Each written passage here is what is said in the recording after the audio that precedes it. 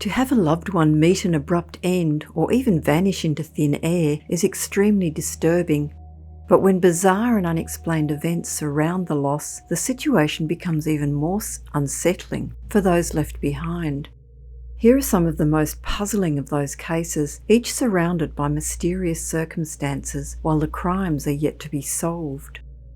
Jacky Sutton. Jacky Sutton was known as a fearless former BBC journalist who was working at the Institute for War and Peace. Travelling to support local journalists in war zones, 50-year-old Sutton had stopped over in Turkey from a London flight at around 10 p.m. in October of 2015. While awaiting her connecting flight to Erbil, Iraq, scheduled to leave at 12:15 a.m, Sutton had spent time in the departure lounge, leisurely enjoying a beer, but reportedly fell asleep. At about 12:30, she approached the counter in no apparent distress, only to be informed that she had missed her flight. It was recounted that she suddenly started to cry, explaining that she had no money to purchase another flight, but was told that nothing was available to help her. Sutton was then seen entering the bathroom, followed by a number of other women, including one with a child, entering and exiting. A few minutes later, 2 Russian women emerged from the bathroom, visibly panicked. They had found Jacky Sutton after seemingly taking her own life in a bathroom stall. While some have come to terms with the coroner's verdict of self-harm, others still believe that there was probably foul play. Many of Sutton's friends describe her as an extremely happy and passionate person who would never have contemplated taking her own life, especially over a trivial inconvenience like missing a connecting flight. To add to the mystery, it was discovered that Sutton actually had €2,300 in her bag, which belied her claim that she had insufficient funds to buy another ticket. She had previously voiced a concern about being targeted by terrorists, as her predecessor, Ammar al-Shabanda, had perished in a car bomb in Baghdad in May of 2015. The Toronto teens. The skeletal remains of 17-year-old Philip Sitt were found in a wooded area of York Region, Ontario, Canada, on August 9, 2006, nearly a year after his disappearance in September 2005. A perpetrator was never found. The extremely odd circumstances of Sid's disappearance were further confounded by the disappearance of his 3 friends, Eve Ho, Kevin Lim and Jacky Lai, soon after the discovery of his remains. On August 14, 2006, Ho had arranged to meet up with her best friend at the Eaton Centre shopping mall, but never showed up. Lai was last seen by his mother when he departed their apartment to go to work that morning. He phoned her later in the day, but that was to be the last contact she ever had with her son. Lim was last seen by his grandmother before he went to the store to buy a drink. Ho and Lai were dating at the time, while Lim was Ho's childhood friend, and all teens were friends of Philip. What makes the triple disappearance even stranger is that Philip's decease by foul play was made public on August the 25th, 11 days after the 3 disappeared.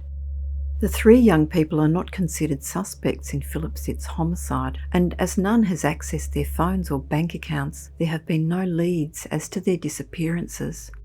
Craig Frear. Craig Frear was a tall, well-built 17-year-old high school soccer player who vanished after walking into the woods in Glenville in New York State on July 27, 2004. Although leaving for work that morning, Frear had actually visited the Cambridge Manor apartments where his girlfriend's family lived. Each of his parents had gone to see him at Price Chopper, where he had been working, but was soon informed by management that he had been sacked a month previously due to missing his shifts. Confused, his mother Veronica was eventually able to make contact with her son and ask him to return home. Although agreeing, the teen did not even make it to his car and was last spotted by 2 middle school boys at 2 p.m. on July 27, 2004, walking along railroad tracks. The boys reported that he put his finger to his lips as if to make a shushing gesture before walking into a wooded area and disappearing forever. Since then, over 500 interviews and countless searches have been conducted, and police have only just received a new lead to hopefully help with tracing the now 34-year-old. Kayelyn Lauder. Kayelyn Lauder was a 30-year-old social worker living in Utah.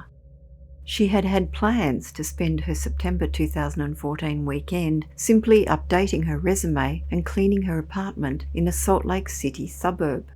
In the afternoon, Lauder was captured on surveillance video taking her pug Phyllis for a walk. The next time she appeared on CCTV footage, Lauder can be seen dashing out of her home in the rain, barefoot and not carrying any belongings. This was the last glimpse anyone had of her. It was later reported that the previous night, Lauder had made a strange 911 call, declaring that there was a vicious fight occurring in the clubhouse at her block that involved guns. However, when police arrived, they found a sedate wedding reception. An hour later, Lauder again rang 911 and abruptly hung up. When emergency workers called back, she told them that her friend had accused her of being delusional and paranoid.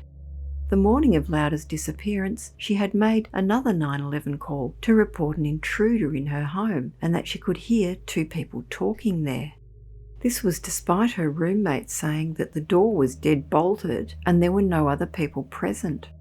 2 months after her disappearance, a body was found floating in the Jordan River, which was identified as that of Kayelyn Lauder.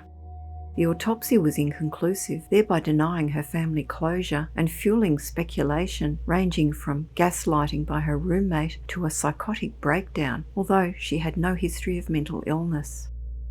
Robert Hourihan. Robert Hourihan was a 33-year-old man from Virginia who left home at 6 a.m. on April 8, 2011 for work as a state-employed electrician.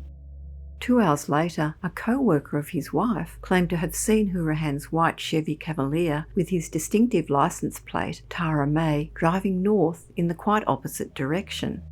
His concerned wife Tara rang his phone but repeatedly went through to his voicemail. He never returned her calls, which was out of character because he would always keep her posted when he had a scheduling issue. Former co-workers later reported spotting Hourihan eating breakfast at a grocery store in Palmyra at around 8 a.m, but that was the last sighting of him. Hourihan was never to return home and has not been seen since that day.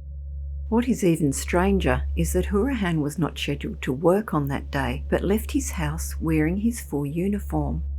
7 weeks after that, his Chevy Cavalier was located in a store parking lot in La Plata, Maryland, more than 100 miles from where he was last seen. All of his expensive work tools were still inside the car. Police found out that he had planned to meet a male acquaintance in Palmyra that day, but never arrived. Hourihan had been diagnosed with a heart condition for which he took daily medication. He would have started missing doses, and there was no subsequent evidence that his prescription was ever refilled.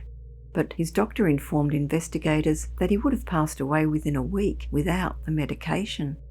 Hourihan's then 6-year-old daughter is now 16 and has faded memories of her dad, while the police seem no closer to solving the case and believe that foul play was involved in his disappearance.